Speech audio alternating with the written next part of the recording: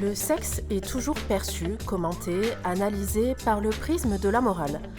Enfin, un peu plus systématiquement que d'autres activités. Oui, a priori, personne ne se demande si faire du patin à glace est immoral. Ce soir, c'est ce lien entre sexualité et morale que nous décortiquons par le biais de l'éthique minimale. Alors non, ce n'est pas une éthique qui justifierait nos comportements les plus vils et qui ferait de nous des prédateurs sans foi ni loi. C'est surtout, vous le verrez, une mise à l'épreuve de nos intuitions morales et de nos confusions conceptuelles. En fait, ce soir, nous allons aborder la GPA, la pornographie, la prostitution, en entaillant d'un coup de rasoir toute la philosophie classique, et notamment kantienne. Ça vous paraît être de la masturbation intellectuelle ? Ça tombe bien, la philosophie nous apprend à aller au-delà de l'onanisme et de nos premières perceptions. Et c'est avec Jérôme Ferrard que nous allons au fond des choses et au bout des arguments. Jérôme, bonsoir, merci d'être avec nous, on est ravis de vous recevoir. On va parler donc de sexualité et de morale, plus particulièrement de l'éthique minimale pensée et établie par le philosophe Ruvén-Augien. Mais d'abord, première question, le sexe est-il forcément une affaire de valeur morale ? Ça, il me semble que clairement non, ou du moins la question est censée poser un problème. Moi, j'étais assez d'accord la première fois que j'ai lu dans un texte de Borges qu'il expliquait que quand il ne se mêlait pas à la volonté d'humiliation ou à des questions de domination ou de violence, le sexe n'était pas une question de morale. Et dans le domaine de la philosophie morale, il me semble qu'un des problèmes les plus insolubles, c'est d'essayer de faire la part des choses entre ce qui relève d'un sujet vraiment moral et ce qui relève d'un préjugé culturel. Et là, en l'occurrence, il n'y a rien qui me semble lier intrinsèquement la sexualité en elle-même avec des problèmes de moralité. Le droit peut venir presque lisser ces arguments, puisqu'on peut défendre le mariage pour tous sans adhérer forcément à la valeur culturelle et morale du mariage. Une des manières la plus simples de défendre le mariage pour tous, c'est simplement de dire que n'importe quel couple doit avoir les mêmes droits qu'un autre et que la question de la sexualité n'est justement pas pertinente, du type de sexualité est précisément pas pertinente pour cette question-là. Alors, le droit est aussi souvent entaché par une sorte de panique morale, et pour le coup, le mariage de deux personnes homosexuelles est un bon exemple. La panique morale s'appuie toujours sur le même argument, celui de la pente glissante. Si l'on accepte X, alors on va accepter Y, qui est considéré comme pire que X, etc., etc. D'abord, la pente glissante est un sophisme matériel absolument connu et reconnu depuis la nuit des temps. Dire que je vais refuser A parce que ça va entraîner B et C est absolument invalide et évidemment c'est des choses qu'on a entendues beaucoup, notamment à l'époque de la Manif pour tous, et avec des arguments, pour le dire clairement, assez particulièrement ignobles. Si on permet à deux personnes de même sexe de se marier, bientôt on va permettre aux gens de se marier avec des animaux. Enfin, c'est tellement ignoble et obscène qu'on pourrait penser que ça ne mérite pas de réfutation, et puis c'est un sophisme reconnu. Le problème, c'est que il ne suffit pas de dire qu'un mode de raisonnement est un sophisme pour l'éradiquer. Et que ça continue, et les sophismes continueront toujours à avoir une certaine efficacité. Aux arguments de la pente glissante, Ruvén-Augien, philosophe que j'affectionne particulièrement, je dois vous le dire, oppose une éthique minimale. Mais alors, tiens, d'abord, vous êtes professeur de philosophie, je vais donc être obligée de vous demander une définition de l'éthique. Il me semble que une distinction, mais qui est assez arbitraire, mais après tout pas plus arbitraire qu'une autre, pourrait consister à dire que l'éthique tente de répondre à la question qu'est-ce qui vaut la peine d'être vécu, quelle est la vie qui vaut la peine d'être menée, tandis que la morale répond davantage à la question du devoir par rapport à des valeurs de bien et de mal. On peut aussi considérer que éthique est un synonyme à peu près interchangeable du terme moral et qui comporte donc des tentatives de réponse à la question de savoir ce qu'il faut faire. Ce qu'il faut faire et ce qu'il faut s'abstenir de faire. En fait, le travail de Ruvén-Augien, c'est de déshabiller un peu l'éthique. Il construit l'éthique minimale sur 3 seuls et uniques principes qui sont censés suffire à définir ce qu'il faut faire et s'abstenir de faire, donc. Le premier est de ne pas avoir de devoir moral envers soi-même, on reviendra sur ce principe. Le deuxième est de ne pas nuire à autrui, et le troisième de considérer chacun comme son égal. À première vue, ça relève de la facilité, voire de la niaiserie, et pourtant, il met à mal toute la philosophie classique. Alors, en fait, les trois principes partent de la même racine. Je suis fondé à porter un jugement moral quand je nuis à autrui. Donc évidemment, ça ne peut pas s'appliquer à moi-même, puisqu'on peut supposer que tout ce que je fais de moi-même, je le fais sous l'autorité de ma volonté et de mon consentement propre. Alors ça, c'est une grande différence avec Kant, par exemple, pour qui il y a évidemment des devoirs envers soi-même. Et de même, on peut considérer que traiter autrui comme s'il n'était pas mon égal est aussi une sous-catégorie, une manière de lui nuire, en quelque sorte. Un des principes que j'énonçais tout à l'heure, donc de l'éthique minimale de Ruvennagien, est de ne pas avoir de devoir envers soi-même. Appliqué à la sexualité, ça veut dire qu'on peut moralement s'exploiter soi-même, exploiter son corps. La pornographie, la prostitution et même la GPA ne feraient donc même pas débat. Toutes ces affirmations s'entendent sous l'hypothèse non négociable d'un consentement total de la personne qui s'engage, total et éclairé de la personne qui s'engage dans telle ou telle action.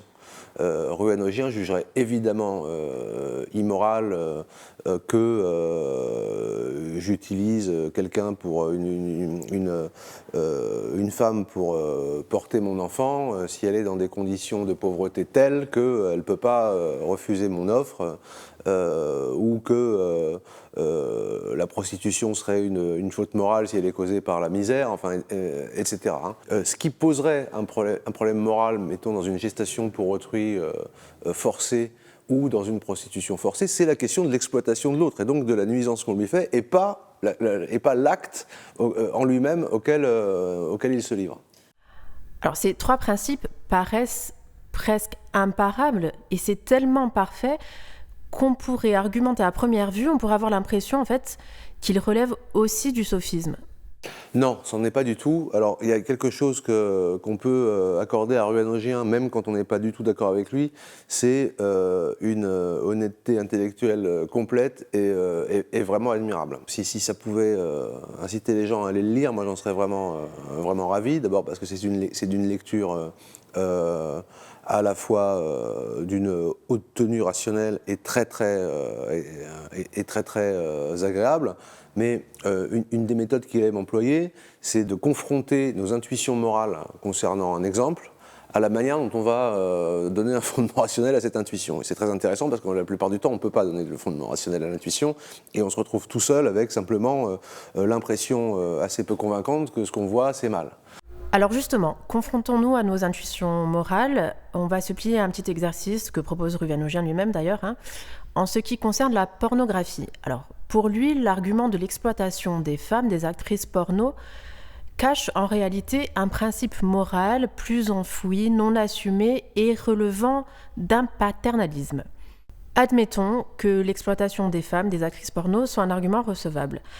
Accepterait-on qu'un porno gay soit diffusé à 8h du matin sur une chaîne de service public ? Eh bien, la réponse est à peu près non pour tout le monde. On en arrive donc, du coup, à des nuances de vocabulaire qui sont parfaitement intéressantes.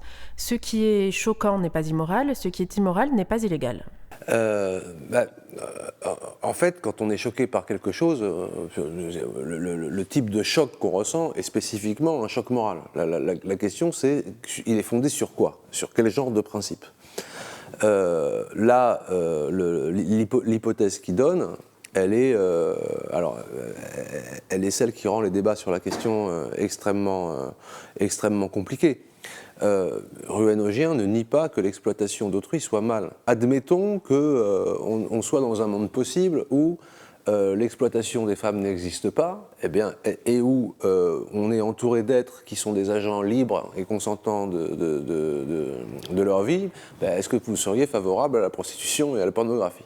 Et bien sûr, les gens qui sont choqués répondraient à 100% non.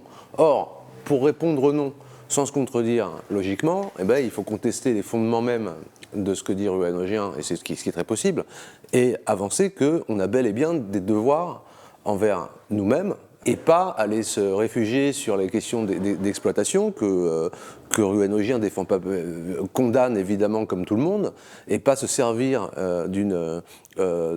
pas utiliser cet argument alors que c'est pas vraiment ça qui est dans le viseur du jugement moral qu'on porte. Si on est kantien, on n'est pas obligé de dire non mais c'est l'exploitation qui me dérange, alors qu'en fait c'est pas l'exploitation, c'est l'existence même de la possibilité de faire commerce de son corps. Moi je dois avouer que de ce point de vue-là, moi je suis plutôt kantien.